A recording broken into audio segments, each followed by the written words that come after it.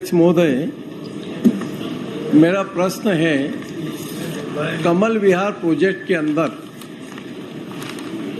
जो खास करके हमारा एक वहाँ तालाब है, उस तालाब के पास में एजुकेशन पार्क बनाने की योजना की, क्या वो 1600 एकड़ का जो पूरा प्रोजेक्ट है उसमें मूल स्वरूप उस समय क्या था और वर्तमान में क्या है, ये स्पष्ट कर दें।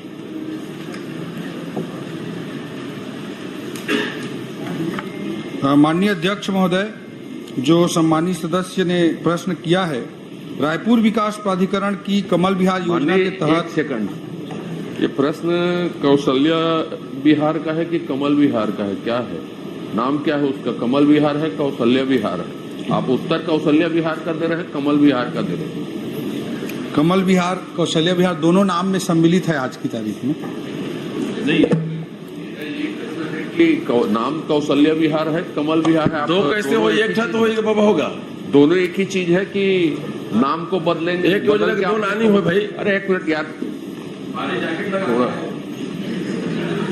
एक तो मोर में बोलना नहीं है, उमेश से बहुत पूछ लेकर मोर बारे में बोलना है कि नहीं बोलना है, वो बोला पूछ ले। दोनों साहब महत्वपूर्ण प्रश्न क्या है कि आपने वापस कौशल्या विहार का नाम कमल विहार स्वीकृत कर लिया है क्या, ये पूछ रहा हूँ।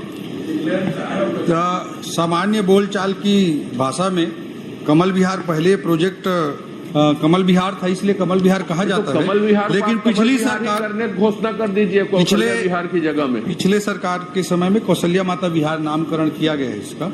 तो वही कह रहा हूँ कि मूल नाम कौशल्या विहार कमल विहार है, कौशल्या विहार की जगह में और कोई बना लीजिए। मूल नाम को बदलने की जरूरत क्या, उसको घोषणा कर दीजिए साथ में, क्योंकि प्रिंट है इसमें कमल विहार आपने स्वीकार किया है, कौशल्या विहार का उल्लेख नहीं है, तो उसको वैसा स्वीकार कर लीजिए। अध्यक्ष महोदय, इस संबंध में सरकार के स्तर पर चर्चा करेंगे कि क्या होना चाहिए, और अभी फिलहाल मैं सम्मानित सदस्य के प्रश्न का जवाब देना चाहूँगा। अध्यक्ष महोदय, रायपुर विकास प्राधिकरण की इस योजना के तहत बोरिया खुर्द स्थित गजराज तालाब के आसपास की भूमि का रायपुर विकास योजना पुनर्विलोकित 2021 मतलब 2021 का पहले वाला जो मास्टर प्लान था, उसमें आमोद प्रमोद प्रयोजन अंतर्गत क्षेत्रीय उद्यान सिटी पार्क इसका लैंड यूज था 2021 के मास्टर प्लान के हिसाब से। तब प्राधिकरण द्वारा उक्त भूमि में नगर तथा ग्राम निवेश अधिनियम 1973 के तहत जो टाउन प्लानिंग स्कीम की गई उस समय कौशल्या विहार कमल विहार के रूप में, तो उसके तहत स्वीकृत लेआउट के अनुसार स्वीकार्य योग्य इसमें लेआउट में लिखा गया है। स्वीकार्य योग्य मतलब एक्सेप्टेबल एज पर लैंड यूज, जो लैंड यूज है उसी के अनुसार उसमें डेवलपमेंट कर सकते हैं, ऐसा लिखा गया है। और जो कमल विहार तत्कालीन जो था, उसमें जो प्रोजेक्ट बना था उसमें 40 करोड़ रुपए से फंड रेजिंग का भी प्लान दिखाया गया था। मेरा प्रश्न वही खड़ा होता अध्यक्ष महोदय कि तालाब के सौंदर्यीकरण का प्रावधान था, सब कुछ होने के बाद में रायपुर विकास प्राधिकरण ने एक नई एनआईटी निकाल करके तालाब के सौंदर्यीकरण का मामला किनारे करके एजुकेशन पार्क बनाने के लिए टेंडर आमंत्रित कर दिया। क्या वो उचित है या अनुचित है? अध्यक्ष महोदय, जो लैंड यूज है 2021 के मास्टर प्लान में सिटी पार्क था, और 2031 का जो नवीन मास्टर प्लान है उसमें आमोद प्रमोद है, इंटरटेनमेंट है। तो ये इसके तहत में इसके अकॉर्डिंगली ये प्रोजेक्ट लाया गया था, और उसमें ऑनलाइन निविदा की गई थी, और ऑनलाइन निविदा करके दो पार्ट में इसका किया गया था, 7A और 7B के रूप में। तो 7A पार्ट है, उसका 3 बार टेंडर करने के बाद भी कोई बीडर नहीं मिला, तो उसके कारण उसका उपयोग वो फाइनलाइज नहीं हुआ कोई टेंडर। 7B में टेंडर फाइनलाइज हुआ है, और जो बेस प्राइस था उससे करीब 10 करोड़ ज़्यादा, करीब 72 करोड़ पे वो टेंडर एक पार्टी ने श्रीजी कृपा करके लिया है।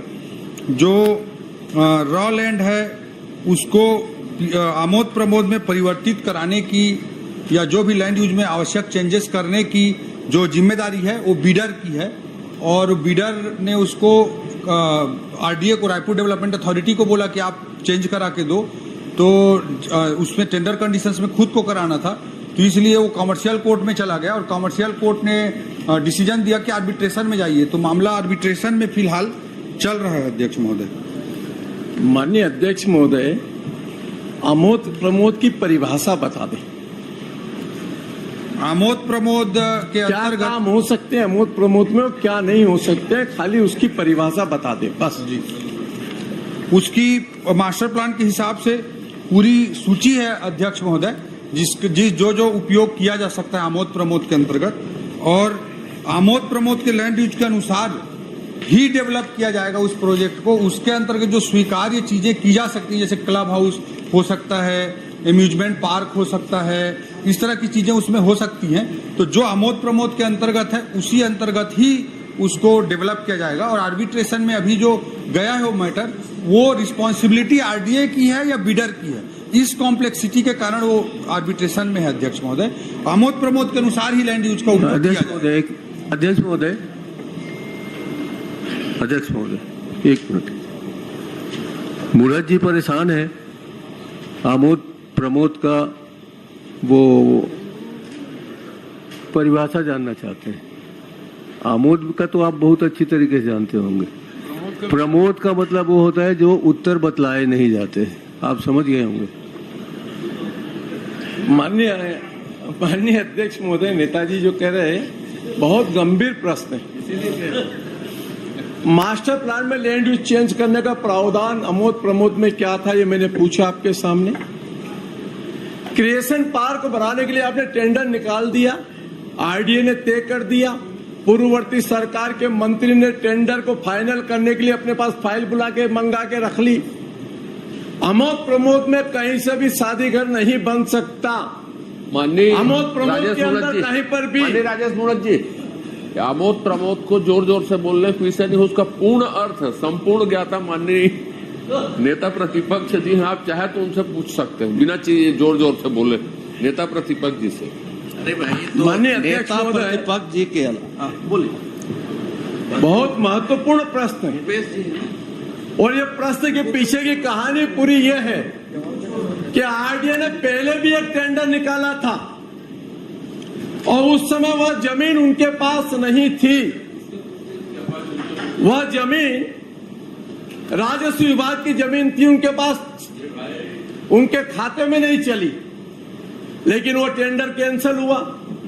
आज फिर ये टेंडर निकाल करके जो शर्तें, जो एनआईटी है, कमल विहार 1600 एकड़ के अंदर एक अपने आप के स्टेट का सबसे बड़ा प्रोजेक्ट आया है और अवैध प्लाटिंग के खिलाफ में उस समय आप जानते हैं अध्यक्ष जी कितना हमने उस चीज को विरोध सहा है। लोगों ने कुछ किया तो नहीं। अभी अजय चंद्राकर जी बोले थे अब क्या करेंगे, कुछ कर तो पाए नहीं, खाली नामांतरण कर दो। नए राजधानी के अंदर ईटा जोड़ नहीं पाए, खाली खंबा लगा दो, नाम लगा दो कि इसके नाम पर ये, इसके नाम पर ये। इसी प्रकार से माता कौशल्या का नाम ला करके वहां पर लगा दिया, पूरा अंधेरे में डूबा पड़ा प्रोजेक्ट। लेकिन इसके अंदर जो भी नियमों के विपरीत जाकर के लैंड यूज चेंज कर सकता है क्या रायपुर विकास प्राधिकरण? सीधा प्रश्न। रायपुर विकास प्राधिकरण को प्रावधान नहीं है। लेआउट प्लान में जो भी संशोधन करना पड़ेगा रायपुर विकास प्राधिकरण को टाउन एंड कंट्री प्लानिंग के पास भेज करके पुनः लेआउट प्लान अप्रूवल कराना पड़ेगा। और बिना उसके कराए अगर एनआईटी निकाल सकता है, टेंडर आमंत्रित कर सकता है और टेंडर ओके करके रायपुर विकास प्राधिकरण ने ओके कर दिया, उस आदमी ने अपनी मनी पटा दी और मनी पटाने के बाद में फाइल मंत्री जी ने मंगा ली और अपने पास रखी और उसका निर्णय इसलिए नहीं हुआ कि वो व्यक्ति ने अपना टेंडर वापस नहीं लिया। प्रश्न कर रहे हैं में मेरा सीधा राजेश जी, प्रश्न है कि सुझाव है? नहीं, उस पर प्रश्न यही है कि बिना लेआउट प्लान चेंज किए कैसे टेंडर आमंत्रित हो गया? अध्यक्ष महोदय, जो सम्मानीय सदस्य ने कहा है, सबसे पहले तो पहले 2018 में प्रयास किया गया था। उस समय सम्मानीय राजेश मूणत जी मंत्री थे। उस समय आरडीए के माध्यम से उसको डेवलप करने का प्रयास किया गया था और आरडीए की वित्तीय स्थिति बाद में खराब होती गई तो अच्छे से हो नहीं पाया। जो वैकल्पिक योजना पार्ट 2 आया उसमें इस लैंड यूज इस लैंड को कॉमर्शियल व्यवसायिक प्रयोग करते हुए इस प्रोजेक्ट को आगे बढ़ाना था, जो कि टाउन कंट्री प्लानिंग ने रिजेक्ट कर दिया, उसके कारण नहीं हो पाया। तीसरे स्तर पर जो प्रोजेक्ट आया है तो इसमें पहली चीज तो ये जमीन अभी वर्तमान में आरडीए के नाम पर है, और दूसरा चीज जो लैंड यूज चेंज किए बिना प्रोजेक्ट कैसे लगाया गया ये विषय है सम्मानित सदस्य का। तो इसमें मैं बताना चाहूंगा कि उस टेंडर के कंडीशंस में ये लिखा हुआ है कि लैंड यूज को के अनुसार जो भी चेंजेस की जिम्मेदारी है वो बिडर की हो, ये लिखा हुआ है, बिडर की जिम्मेदारी हो। ये टेंडर के कंडीशंस में लिखा हुआ है। अध्यक्ष महोदय, माननीय अध्यक्ष महोदय, जब उस पर आप टेंडर निकाल रहे हो जो लैंड यूज का लैंड यूज नहीं है और माननीय उसके अध्यक्ष बिना महोदय, आपने उसकी एनआईटी अप्रूवल कर दी और एनआईटी अप्रूवल करके उसके टेंडर को स्वीकृत भी कर दिया। ये पहली बार इस प्रदेश के अंदर एक अनोखा पूर्व सरकार का इतिहास है।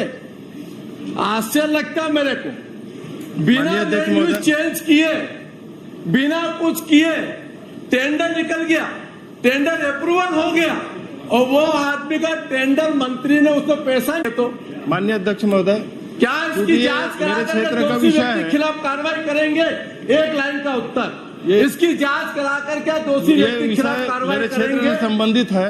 ये विदराजमान मेरे क्षेत्र एक में मिनट हो आता गया, है। समय भैया, इतना सा उत्तर दे दो। क्या दोषी व्यक्ति के खिलाफ कार्रवाई करेंगे जिसने नियमों के विपरीत किया?